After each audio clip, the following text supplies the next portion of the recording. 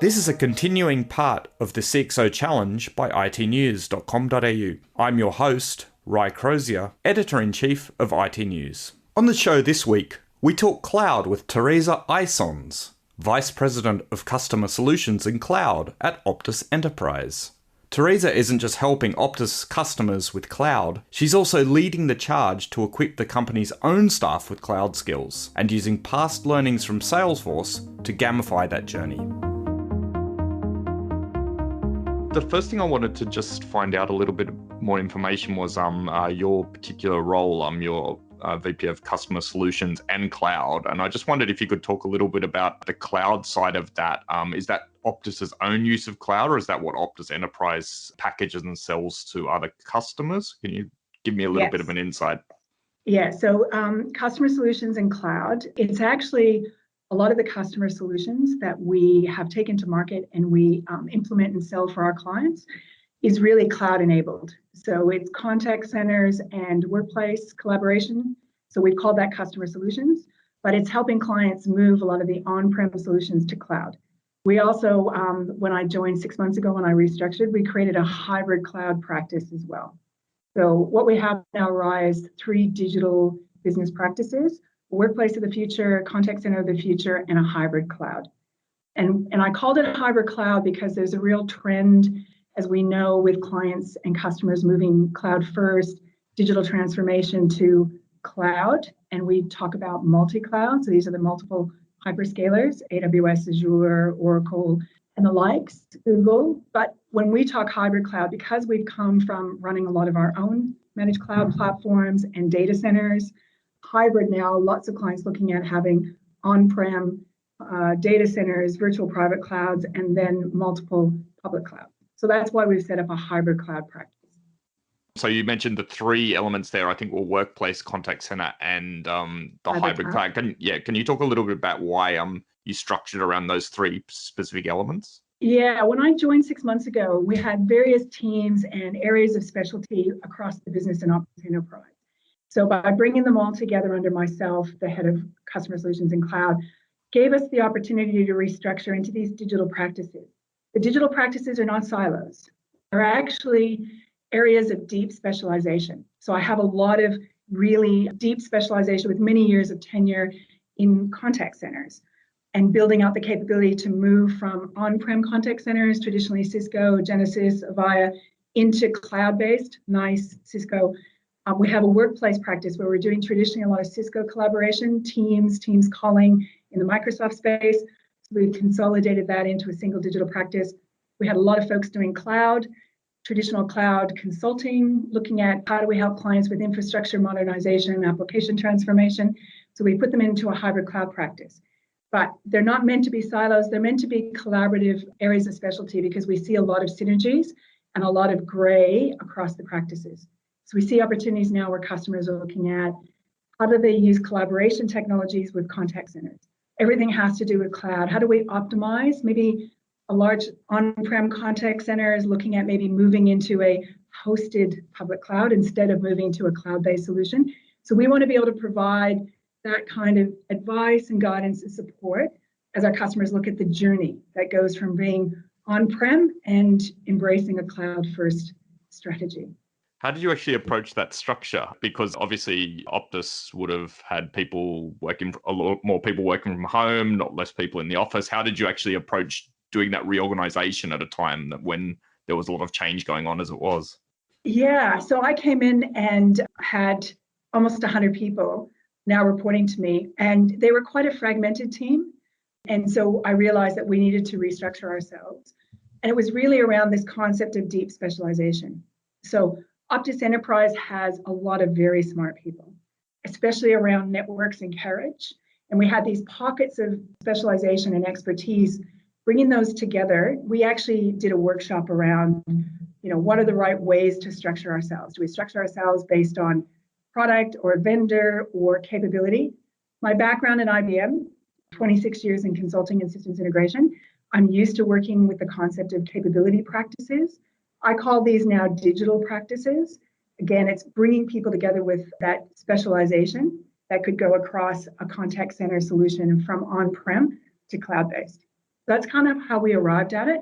We did it together as a team with my leaders to think about what's the best way to embrace that, but also not create silos, but to create the collaboration. So a lot of my view of how do you get good collaboration is to have aligned targets and metrics, right? So that you create accountability in the business. And to be honest, right, it's been interesting because what we're actually creating is a digital business inside a telco. And so the reason we exist as digital practices in Optus is to really leverage the investment in the carriage, right? Data, voice, and mobile. And with all the investments that are going on in 5G and IoT, how do we bring that expertise also to our customers that are transforming contact centers and cloud environments?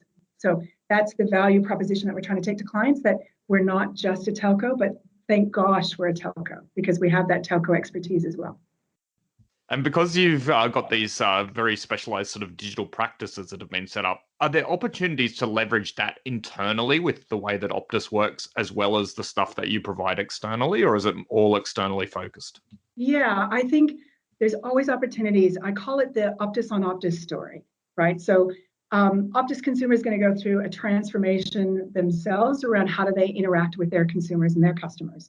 So given the fact that we are a very large contact center of the future practice, we provide advice and guidance to our colleagues and consumer to ensure that they get the best guidance around how do they manage their own transformation, and that we can go to market and tell the story of how Optus on Optus transformed their own contact center.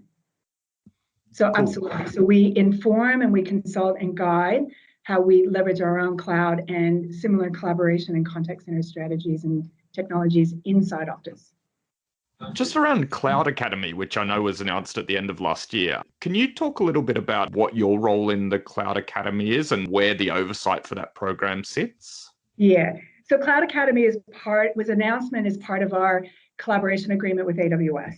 So Optus, before I joined, had a strong partnership that they'd established with AWS, and the strategic collaboration agreement was the articulation of the commitment of that partnership. And part of that was the Cloud University.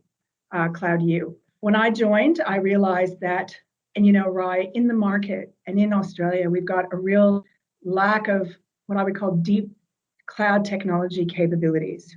A lot of acceleration to cloud, a lot of cloud first strategies, a lot of digital transformation, even though that's a phrase that's often overused. Finding skill is one of the biggest challenges my clients and our customers have. So the Cloud University was a way to not only create opportunities within Optus for our own employees to skill up. It's also an opportunity for us to share that with our customers, to give our customers an opportunity to skill up.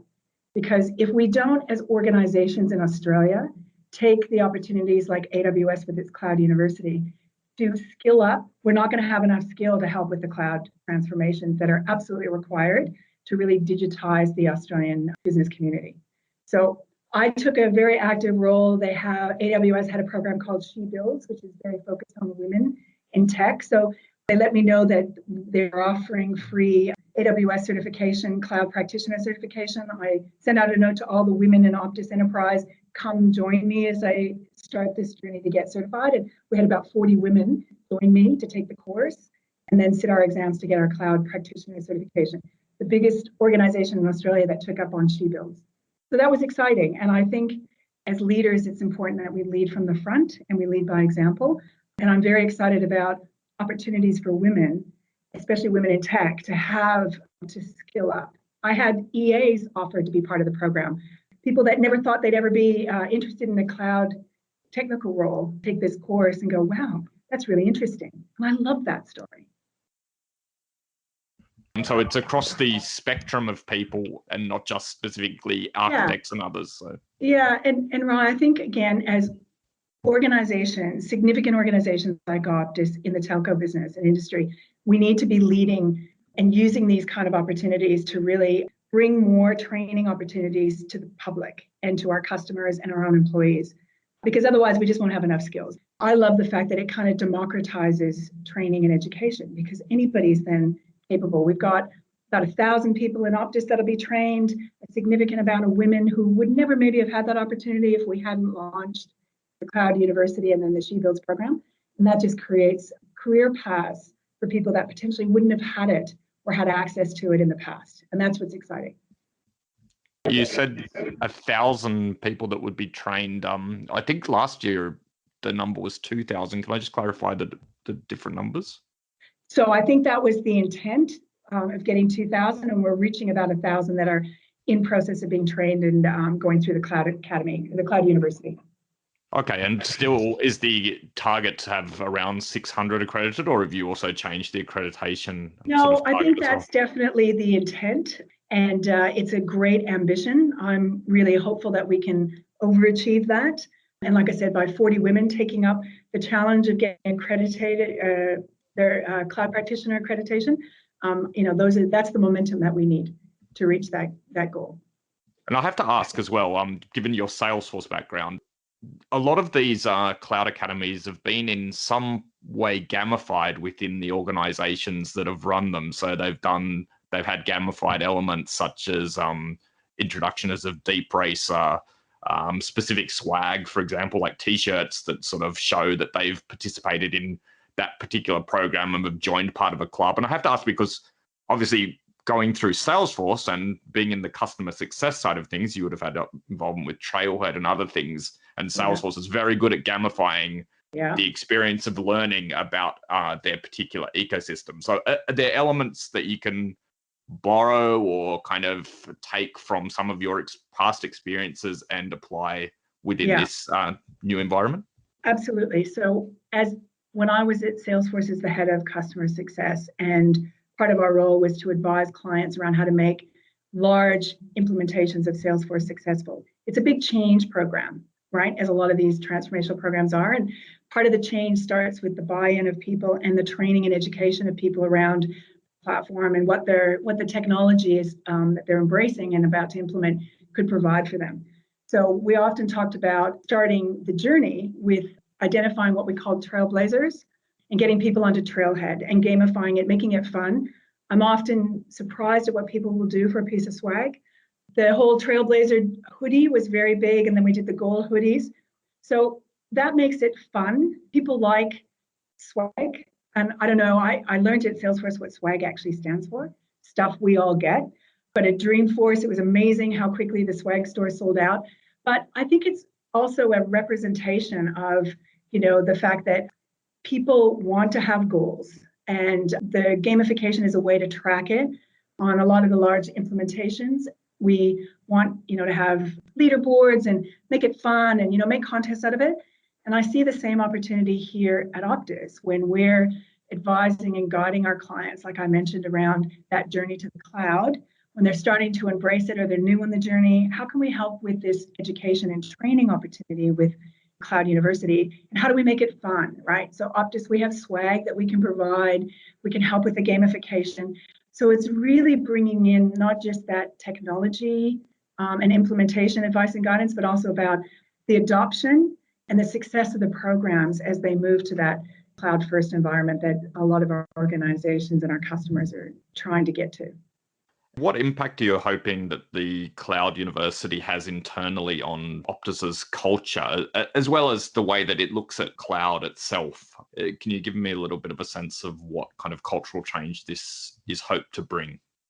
I think part of what I'm trying to do here is transform the Optus Enterprise business to provide opportunities for us to help our clients move to some of these new cloud-based digital technologies and leverage the fact that there's a strong relationship as a telco that will ensure greater success. When I was at Salesforce and a lot of clients moving to, big Salesforce programs, and one of the biggest challenges we often ran into when we were implementing that was just capacity and network capacity and bandwidth. As a telco, we can help with that. So I think there's a huge amount of opportunity and benefit bringing that telco expertise into these digital practices, helping clients with moving to cloud-based solutions that not a lot of other providers in Australia can do. That's the transformation that I'm trying to create within Optus Enterprise. And I have to admit, I haven't seen the actual report that we're basing this conversation off. So I just wondered if there's anything particularly that you've taken from that you're applying within your ways of working or the way you're approaching things. So, you brought up the Salesforce example, right? So we used to talk about the fact that Salesforce was a hyper-growth company, and a lot of companies implementing Salesforce. So what that meant is there wasn't a lot of Salesforce experience skill in the market, right? So a lot of organizations had to build their own skill bases organically, right? And that's where democratization of Trailhead. Anybody can log on to Trailhead and start to get trained. Anybody can change their career path. It's kind of similar from this report. It's showing that with a lot of government agencies and people talking about a cloud-first strategy, that there isn't going to be enough skill to support that in the next 4 or 5 years. And we need to create opportunities for anybody to be trained in cloud, whether you're a fundamental user or a primary user or an experienced user, technology user, or a technologist, to be able to provide the skills that a lot of organizations are going to look for. And that's going to be why people want to embrace the training, because their career opportunities, they can switch careers, they can pivot, they can grow their careers by embracing some of this training and technology. And I think that's what the report really highlighted for me. All right. Is there anything else you wanted to get across or that you think we've missed? I think the Cloud University here is an incredibly important initiative. A lot of people embracing it. Like we said, the targets are ambitious. I think they're realistic. I'm really excited about the amount of accreditation. We've had our first AWS ambassador. We've got a lot of our AWS accreditations as a business unit in the last couple of weeks. So it's very exciting, the skills and the accreditation that we're bringing, and that AWS appoints to partners like us. That gives customers confidence that they're getting access to the right skill to ensure the success. That was Theresa Eyssens, Vice President of Customer Solutions and Cloud at Optus Enterprise. And that's the podcast for this week. We'll be back with an exciting new interview next week. Until then, you can catch all the latest headlines in Australian IT over at itnews.com.au.